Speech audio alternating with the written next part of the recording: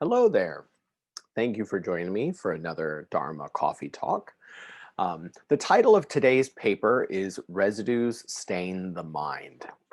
And as always, this talk, as all my others, are available on the justthiszen.com website. Just go to the tab titled Dharma Talks, and you can find this and all of the others.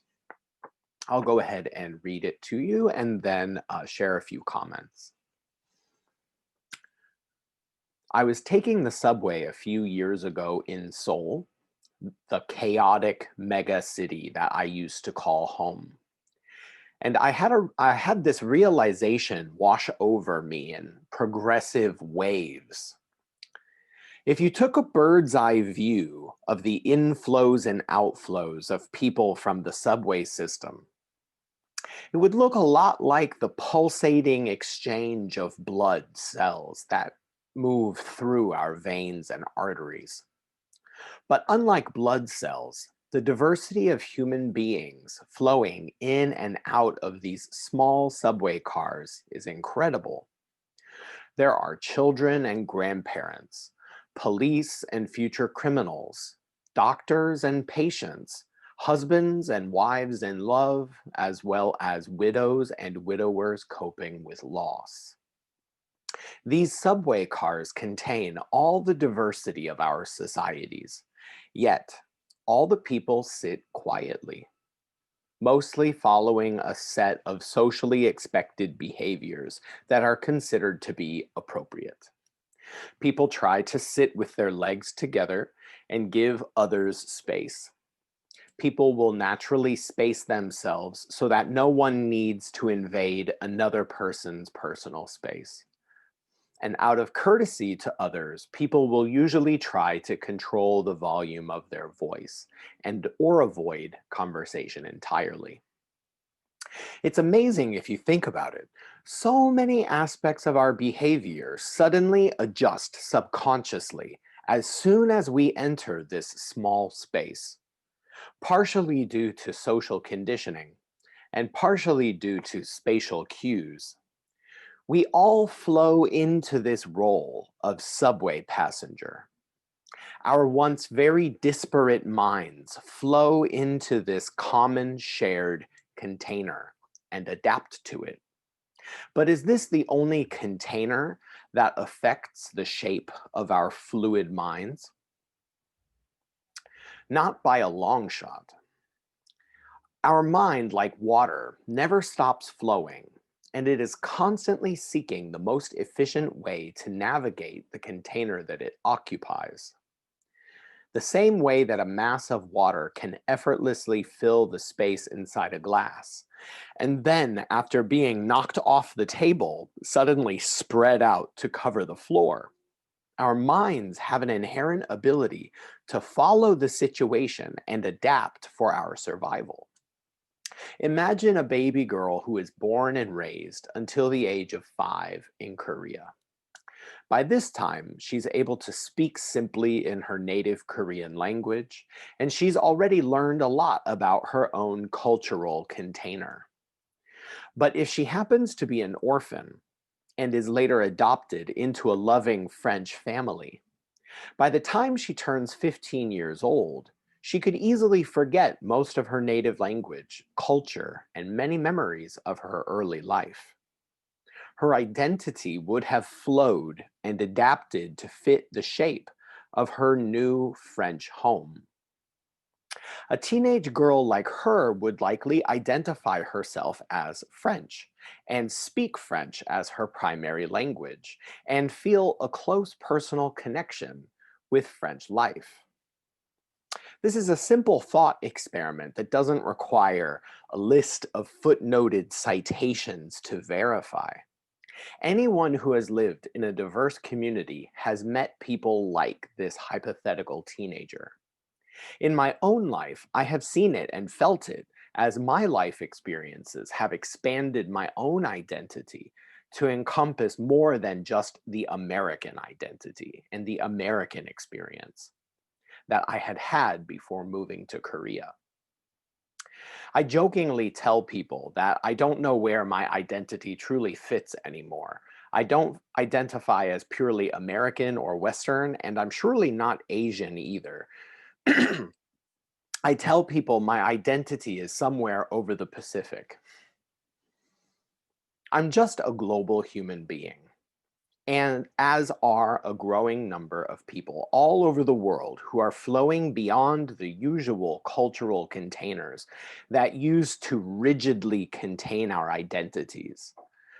Another aspect of our fluid minds is that they collect residues from each container that they have passed through, much the same way that water does.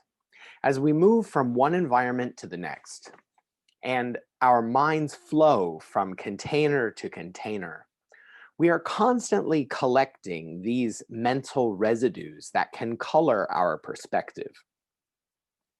It is these residues from all of our environments and life experiences that stay suspended within the fluid structure of our minds.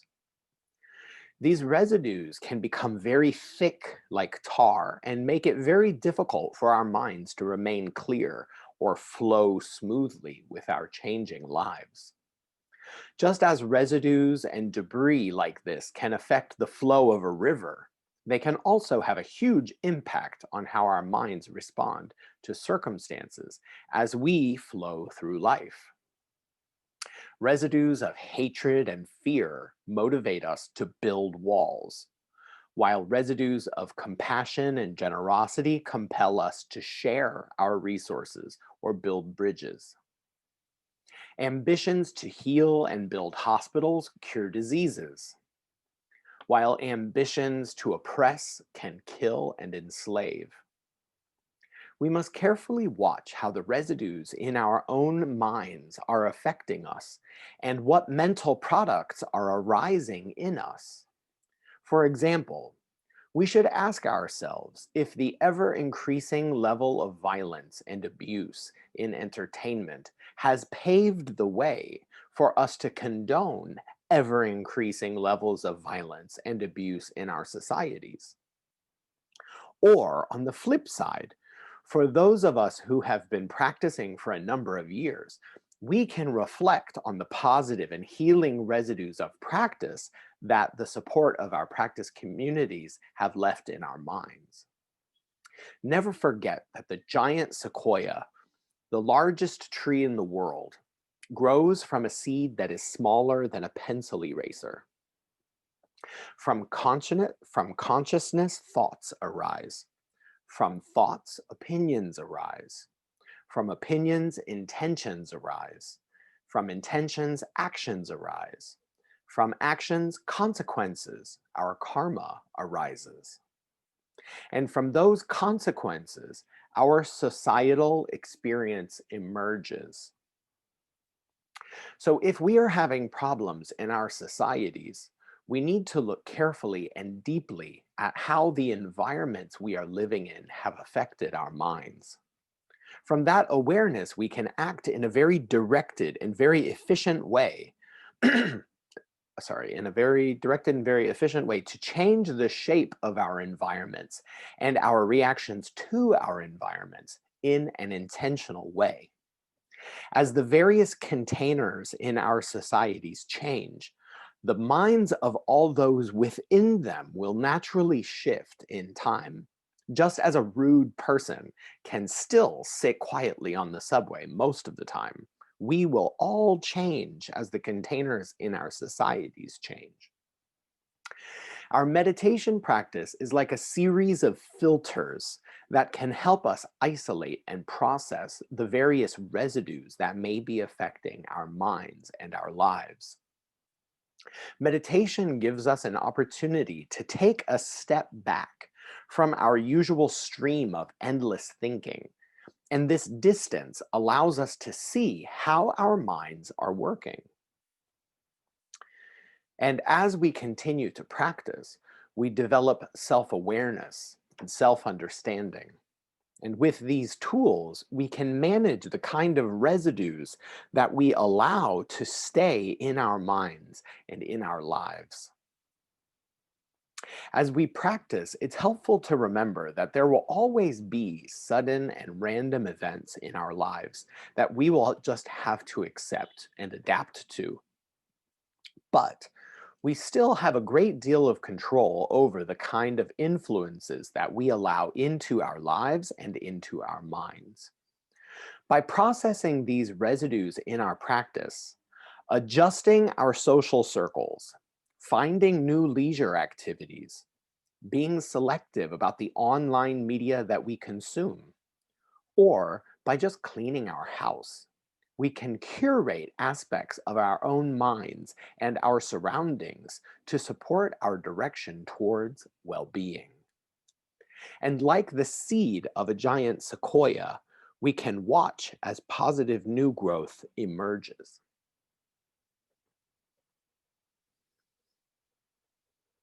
Okay. This is one of my favorite talks, actually, because I think it touches a number of really important, deep issues. And one of the most important ones is the intimate, deep interconnection of all living things. From the way that, you know, fungi in the soil affect trees, and the trees affect our, diets and what we eat, and, the way that all of us interact with each other, with our different jobs, our different relationships.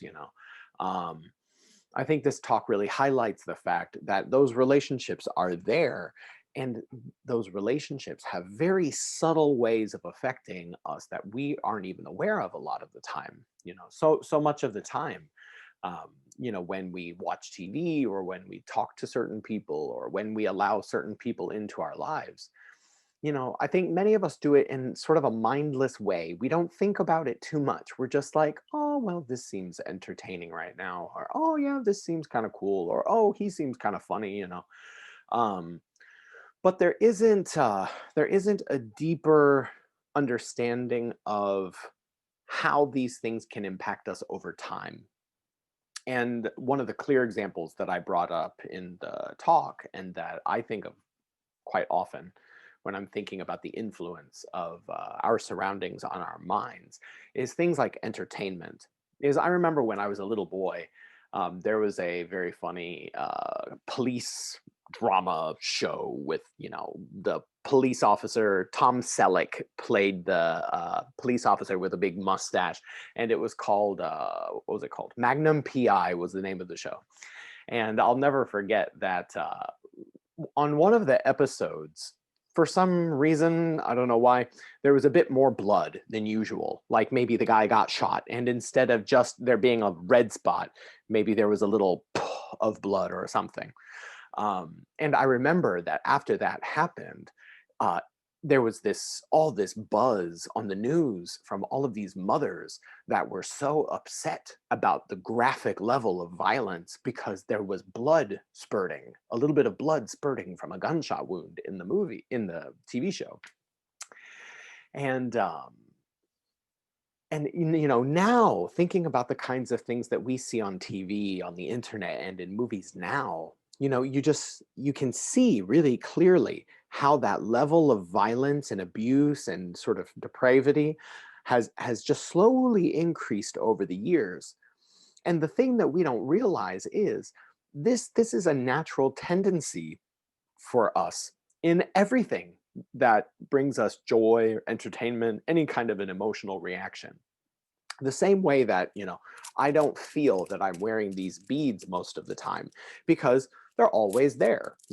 If you wear glasses most of the time, you probably won't feel your glasses because they're always there. Socks, you wear socks every day, so most of us don't notice that feeling of wearing them, of having them on. And that's because our nervous system adapts to any sensation that is regularly there, but isn't a threat, right? So if we have some constant sensation all the time, and it's not a serious threat to us, we will just start to ignore it. And we won't even notice that it's there anymore. And this happens with so many different things. It can happen in relationships, a relationship that at first, when we first started to get to know the person, we feel very excited about them. But then as time goes by and we know them more deeply, maybe everything that we were attracted to about that person is the same. They're just as physically attractive. We think they're just as funny. We think they're just as interesting, but our perceived level of interest in them will change. It will slowly go down naturally, just because our brain and our nervous system is just adapting to their presence. So instead of being a new, exciting, interesting thing, they become part of the background. And kids experience this all the time. I've been a teacher for 12 years, so I experience this all the time in my classrooms. Kids will enjoy something so much in the beginning when it's new, but even though the activity itself doesn't change, after a few weeks, they just don't care anymore, right? And that's why things like video games, iPads are so appealing to kids, because they can always change and they can always ramp up. This same iPad can play many different kinds of games and many different kinds of things. And the games are always changing. They're always ramping up that level of excitement, because they recognize how the psychology of humans works. We can see this same trend as I was talking about from like the Magnum PI show. Why do they have those gunfighting scenes in TV shows? Why do they do these things? Because it entertains people. People think it's exciting to watch the fighting. Um, but when people just watch a fist fight for a while, it's not that interesting after some time passes, right? So then they have to add guns. And after the guns, they have to add more blood, more drama.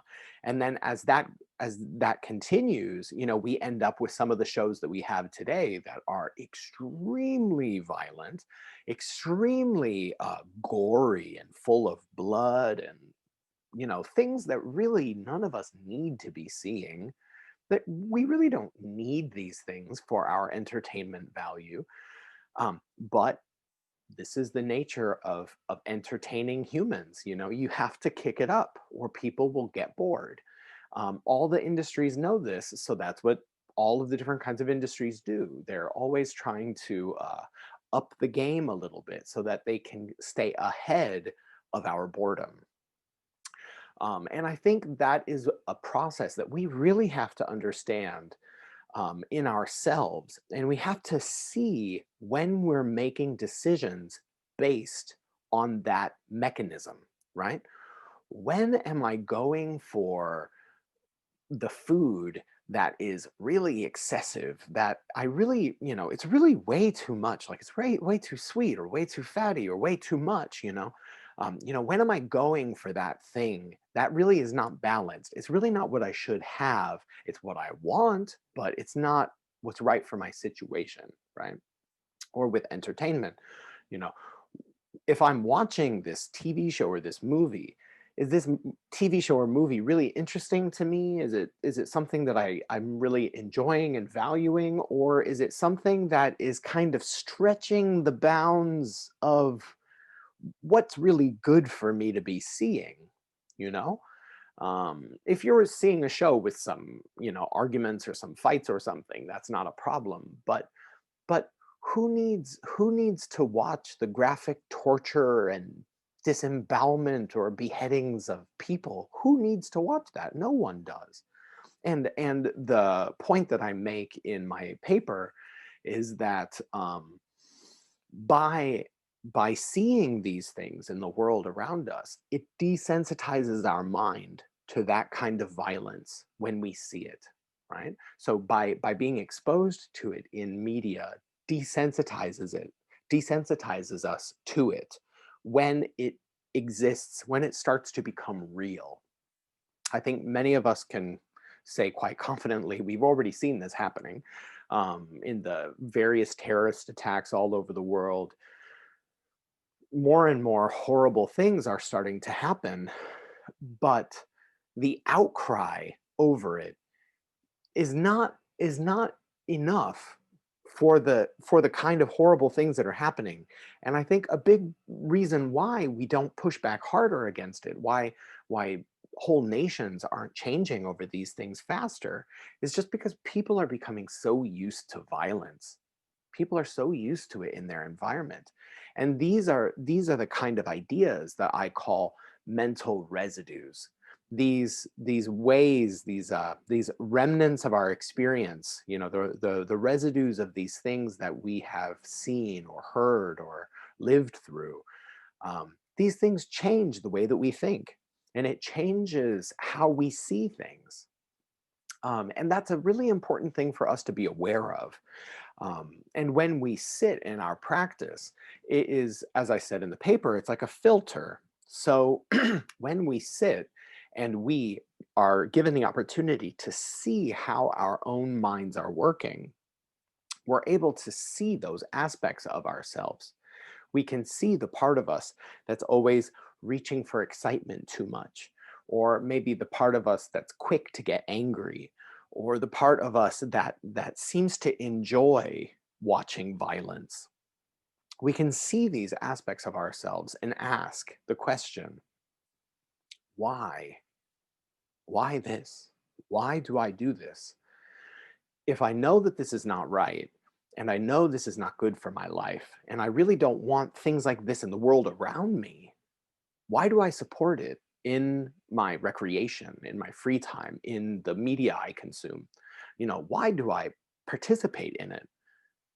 And these kinds of questions and this kind of clarity can help us really see how in our lives we've been letting ourselves into situations that have been slowly taking us off our course, right?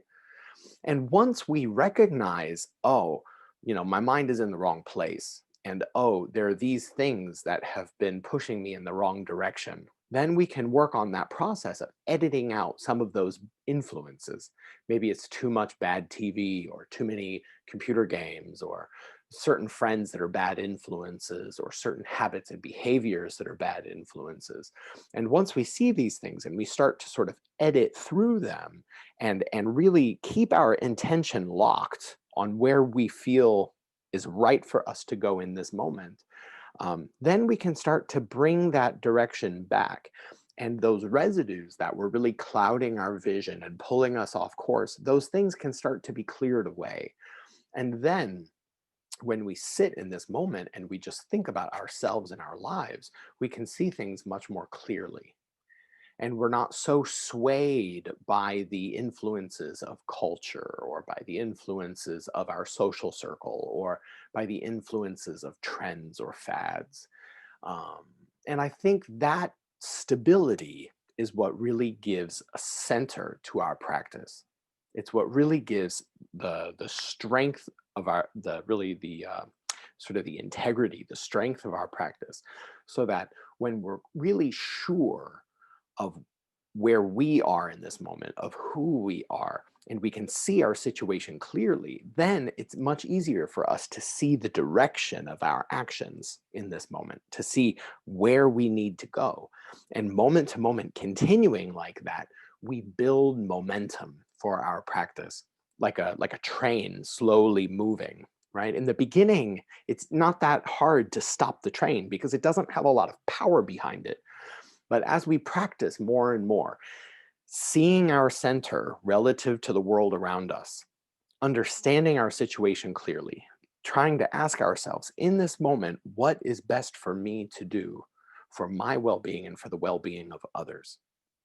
Asking that question, seeing our situation clearly, practicing, continuing, like the train goes faster, the train goes faster.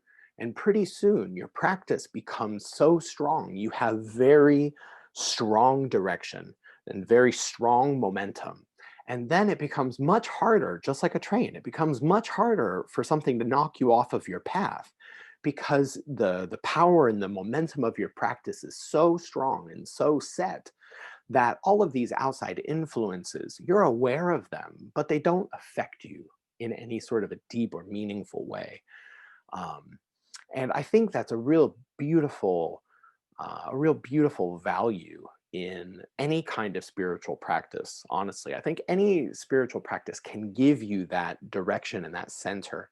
But I feel that meditation and the sort of the ecosystem of practices and perspectives in Zen are very, very helpful um, for us to our question our own minds, question the products of our minds that we're always creating, questioning our beliefs and our values and what we like and what we don't like, and why do I do this and why don't I do that? Keeping our mind open to always ask ourselves, am I doing the right thing? Is my logic really clear? And from those questions, we can open our minds to new answers in this moment that might have been concealed to us if we had just stayed in our usual conditioned habitual way of thinking.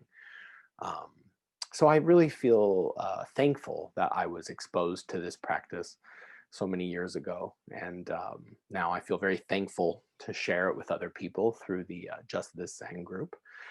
And I hope that this talk, along with any of the other talks that you decide to read, are helpful to you. Um, and I will be posting another talk soon, next week. So if you're interested in reading this talk on your own, you can just go to justthiszen.com and go to the Dharma Talks tab, and then look for the talk titled Residues Stain the Mind. So I hope this serves you well. Thank you very much, and take care.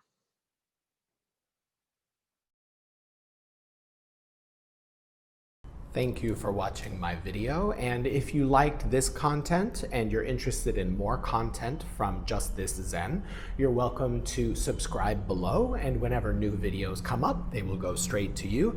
And also, you're welcome to visit our website, justthiszen.com, or follow us on Twitter with justthiszen1 as our Twitter handle, or on Instagram at justthiszen. Thank you for watching.